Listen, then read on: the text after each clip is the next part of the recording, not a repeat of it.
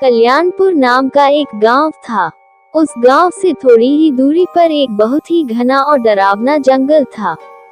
रात के समय जो भी उस जंगल से होकर गुजरा वो कभी भी वापस नहीं आया।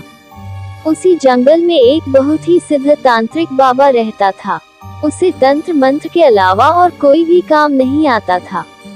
वह उस जंगल में रहकर भूतों से बात करता था और उनको अपने वश में कर लिया था। कभी कभी गांव में किसी की तबीयत खराब होती थी तो वो लोग उसके पास जाते थे और वह तांत्रिक अपने तंत्र मंत्र से उन लोग को ठीक कर देता था। गांव के लोगों को उस तांत्रिक पर बहुत विश्वास हो गया था।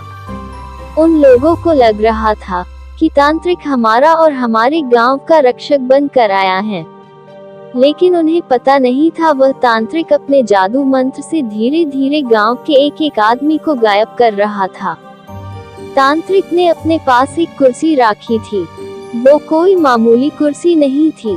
जब भी वो पूजा पाठ करता था उसी कुर्सी पर बैठकर करता था ताकि वह सिद्ध तांत्रिक बन सके और जो चाहे वह कर सके। कुछ समय बाद गांव में हड़कंप मच गया कि आखिर हमारे गांव के लोग धीरे धीरे कहाँ गायब हो रहे हैं।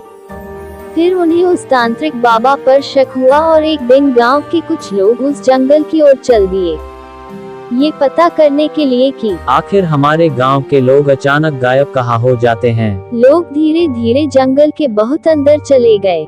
जंगल एकदम घना और डरावना था।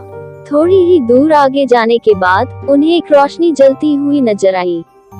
फिर वे लोग वहां जाते हैं और देखते हैं कि वह तांत्रिक एक बहुत ही पुरानी कुर्सी पर बैठा है और वह तांत्रिक अपने पैर के नीचे एक आदमी को दबा के रखा है जो कि बेहोश हालत में था।